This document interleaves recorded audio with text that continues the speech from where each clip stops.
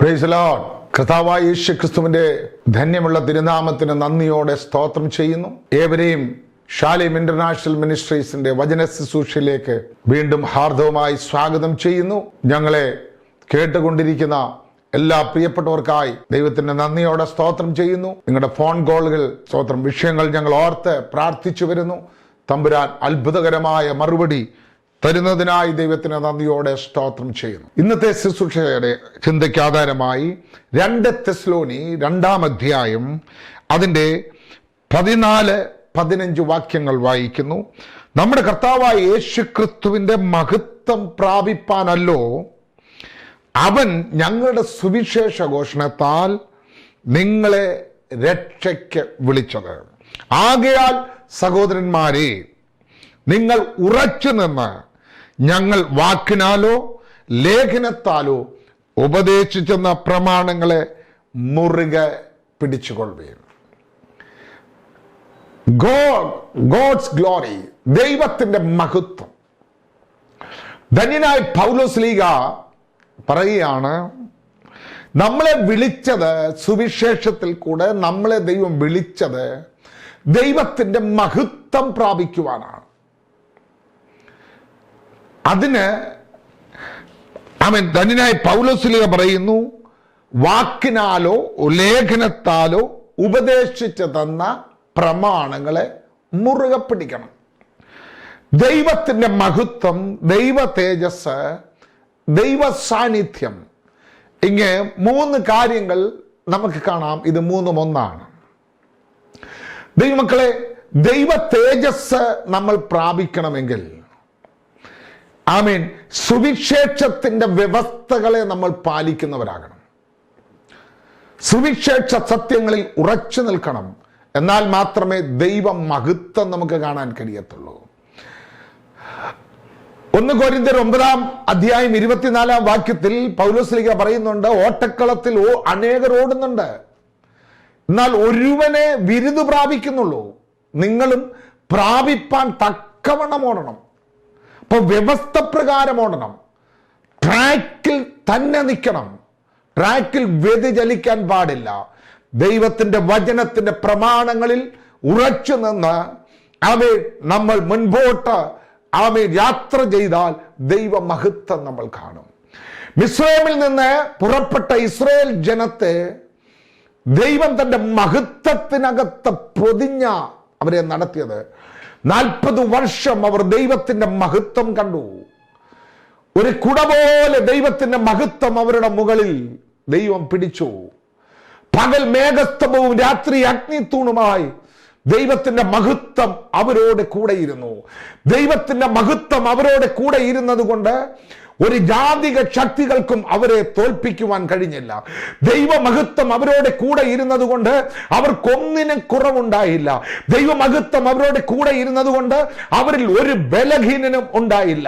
ദൈവമഹത്വം അവരോട് കൂടെ ഇരുന്നത് കൊണ്ട് സ്തോത്രം, അവർക്ക് മരുഭൂമിയിൽ വേണ്ട സകലതും സ്വർഗത്തിലെ ദൈവം കൊടുത്തു. എന്നെ കേൾക്കുന്ന ദൈവമക്കളെ, ദൈവമഹത്വം നിന്നോട് കൂടെ ചലിച്ചാൽ, ദൈവമഹത്വം നിന്നോട് കൂടെ പുറപ്പെട്ടാൽ ദേശത്തിന്റെ ഒരു അന്ധകാര ശക്തികൾക്കും നിന്നെ ദൃഷ്ടിവെപ്പാൻ കഴിയത്തില്ല. തിരുവചനം പറയുന്നു, ഇസ്രായേലിൽ ഒരു നാ പോലും അവർക്ക് നേരെ കുരച്ചില്ല. കാരണം ദൈവ മഹത്വത്തിനകത്ത് ദൈവം അവരെ പൊതിഞ്ഞു. ദൈവമഹത്വം നിന്നോട് കൂടെ ഉണ്ടെങ്കിൽ സ്തോത്രം, ഒരു മരുഭൂമിക്കും നിന്നെ തകർക്കാൻ കഴിയത്തില്ല. സ്തോത്രം. അല്ലെങ്കിൽ ദൈവമഹത്വം നിന്നോട് കൂടെ ഉണ്ടെങ്കിൽ ഒരു ചെങ്കടലും നിന്റെ മുമ്പിൽ തടസ്സമായി നിൽപ്പാൻ കഴിയത്തില്ല. ദൈവമഹത്വം നിന്നോട് കൂടെ ഉണ്ടെങ്കിൽ ഏത് കയ്പിന്റെ അവസ്ഥയും അത് മധുരമുള്ളതാക്കി തീർക്കാം. അപ്പോൾ ദൈവമഹത്വം നമ്മളോട് കൂടെ സ്തോത്രം നടക്കുവാൻ നമ്മൾ പൂർണ്ണമായി ദൈവവചനത്തിന്റെ വ്യവസ്ഥയ്ക്ക് ഏൽപ്പിച്ചു കൊടുക്കണം. സ്തോത്രം. യഹോവയായ ദൈവം ഹോരേബ് പർവ്വതത്തിൽ മോശയെ വിളിക്കുക. മുൾപ്പടർപ്പ് തീ കത്തുന്നു, എന്നാൽ മുൾപ്പടർപ്പ് വെന്തു പോകുന്നില്ല. ഒരു എക്സ്ട്രാ ഓർഡിനറി സ്തോത്രം മിറാക്കിൾ ദൈവോടെ കാണിക്കുക. മോശെ അവിടേക്ക് ആകർഷിച്ചു. താൻ ആ മലയിലേക്ക് കയറി പോകുമ്പോൾ താൻ സ്വോത്രം ഒരു ആട്ടിടയനാണ്. ആടിനെ തീറ്റുന്ന വടി തന്റെ കയ്യിലുണ്ട്. ആടിനെ തീറ്റിക്കൊണ്ടിരിക്കുമ്പോഴാ ഒരുപാട് കാട്ടുതീ ഒരുപക്ഷെ മോശ കണ്ടു കാണും. എന്നാൽ അതിൽ നിന്നൊക്കെ വ്യത്യസ്തമായ ഒന്ന് തമ്പുരാൻ അവനെ കാണിച്ച് അവിടേക്ക് ആകർഷിച്ചിട്ട് അവനോട് പറയുക, മോശേ, നീ നിൽക്കുന്ന സ്ഥലം വിശുദ്ധമാകയാൽ നിന്റെ കാലിൽ നിന്ന് ചെരിപ്പടിച്ചു കളക.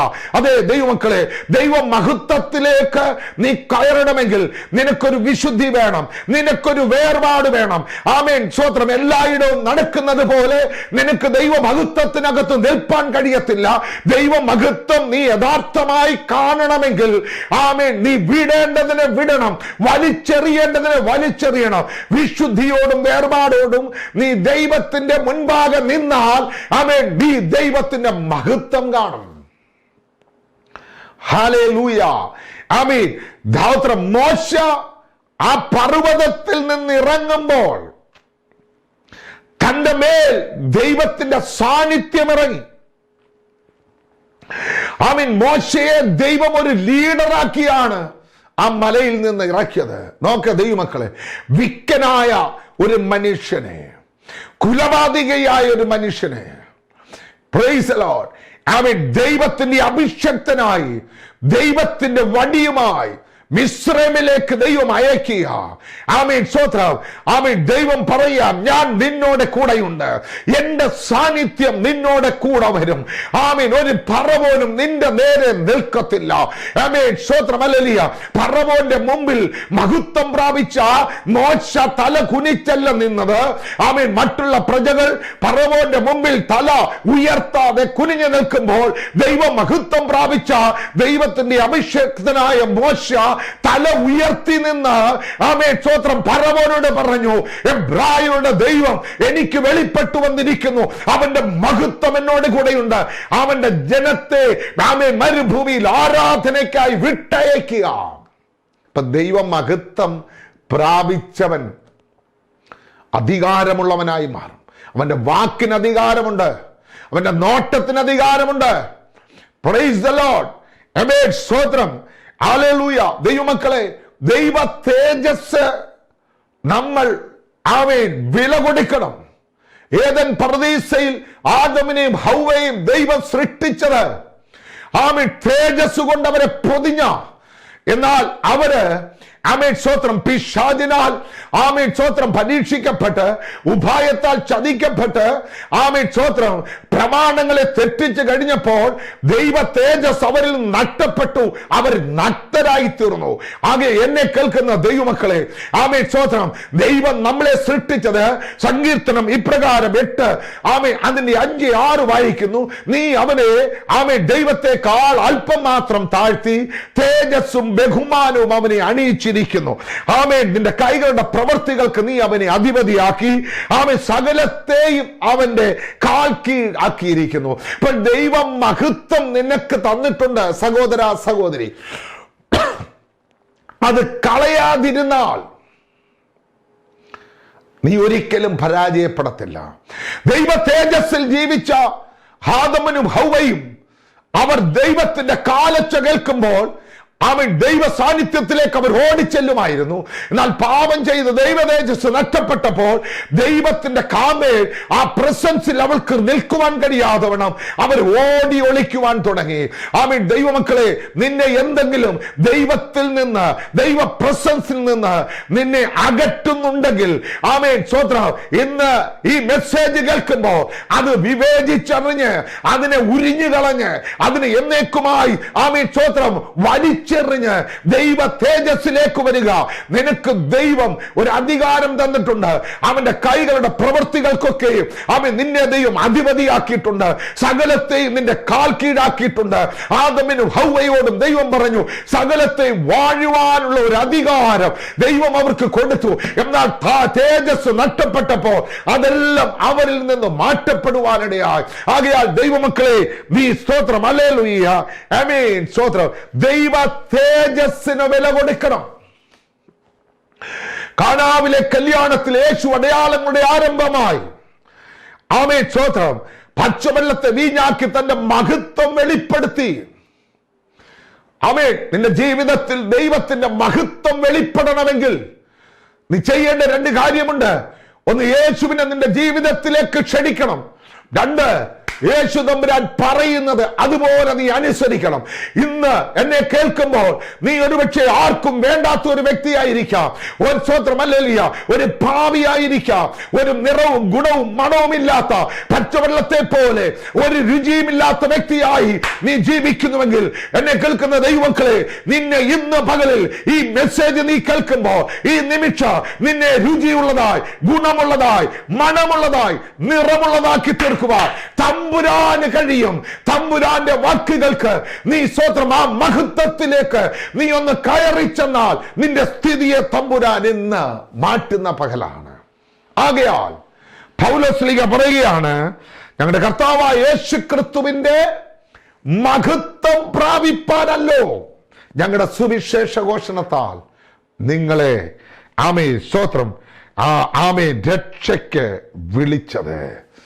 ആമേൻ ആമേൻ ലാസറിന്റെ കല്ലറയുടെ അടുക്കൽ ചീഞ്ഞു നാറുന്ന അവസ്ഥയിൽ എല്ലാ പ്രതീക്ഷകളും അസ്തമിച്ച സമയത്ത് യേശു തമ്പുരാൻ മാർത്തയോടും മറിയോടും ഇങ്ങനെ പറഞ്ഞു, വിശ്വസിച്ചാൽ നീ ദൈവത്തിന്റെ മഹത്വം കാണും. ഇന്ന് പകൽ ഇന്നത്തെ ആമേൻ ഈ മെസ്സേജ് നിങ്ങൾ കേൾക്കുമ്പോൾ നീ വിശ്വസിക്കുക. ആമേൻ ദൈവത്തെ ക്ഷണിക്കുക. നിന്നെ ഏൽപ്പിച്ച് ദൈവത്തിന് കൊടുക്കുക. നീ ദൈവത്തിന്റെ മഹത്വം കാണും. ദൈവത്തിന്റെ മഹത്വം നിന്റെ ജീവിതത്തിൽ വന്നാൽ നീ ഒരു അധികാരിയായി മാറും. ദൈവത്തിന്റെ മഹത്വം നിന്റെ ജീവിതത്തിൽ വന്നാൽ നിന്നെ പുതിയതാക്കി മാറ്റോ. നിന്റെ വിക്കിനെ ദൈവം മാറ്റോ. നിന്റെ മുടന്തിനെ ദൈവം മാറ്റോ. നിന്റെ രോഗമുള്ള ശരീരത്തിന്മേൽ ദൈവത്തിന്റെ മഹത്വം ഇറങ്ങുമ്പോൾ അസാധാരണമായ ഒരു ഹീലിംഗ് നടക്കും. ഇന്ന് റിസീവ് ചെയ്യുന്ന എത്ര പേര് എന്നെ കേൾക്കുന്നുണ്ട്? നിന്റെ ഭവനത്തിന്റെ സ്ഥിതി മാറാൻ പോകുക. നിന്റെ ദൈവത്തിന്റെ മഹത്വം ആമീൻ ശലോമോന്റെ ആലയത്തിൽ ഇറങ്ങിയപ്പോൾ അവിടെ ദൈവ സ്ഥിതി മാറിയതുപോലെ നിന്റെ ജീവിതത്തിൽ, നിന്റെ ഭവനത്തിൽ, നിന്റെ തലമുറയുടെ മേൽ ആമീൻ ആ മഹത്വം ഇന്ന് പകലിൽ റിസീവ് ചെയ്യുക. ആമീൻ സ്വത്രം ദേശത്ത് നിങ്ങളെ സ്വർഗത്തിലെ ദൈവം മാനിക്കുവാനിടയാകും. ആകയാൽ ദൈവ മഹത്വം പ്രാപിക്കുവാൻ നീ പ്രമാണങ്ങളെ മുറുകെ പിടിക്കണം. നീ പ്രമാണങ്ങളെ അനുസരിക്കണം. ഹല്ലേലൂയ. ദൈവവചനത്തിന്റെ വ്യവസ്ഥകൾ പാലിക്കണം. പ്രമാണങ്ങൾ മുറുകെ പിടിക്കണം.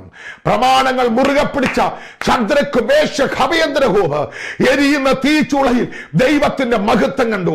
പ്രമാണം മുറുകെ പിടിച്ച ദാനിയേൽ സിംഹക്കുഴിക്കകത്ത് ആമീൻ ദൈവത്തിന്റെ മഹത്വം കണ്ടു. പ്രമാണങ്ങളെ മുറുകെ പിടിച്ച ആമീൻ ജോസഫ് കാരാഗ്രഹത്തിൽ കടന്നിട്ടും ദൈവത്തിന്റെ മഹത്വം കണ്ടു. ആരോടോ ഞാൻ പ്രവചന ദൂതിൽ ഇന്ന് വിളിച്ചു പറയുക, നീ ദൈവത്തിന്റെ മഹത്വം കാണാൻ പോകുക. പ്രമാണങ്ങളെ മുറുകെ പിടിക്കുമ്പോൾ ശോധനകൾ നിന്റെ ജീവിതത്തിൽ വന്നാൽ അത് നിന്റെ തകർച്ചയ്ക്കല്ല.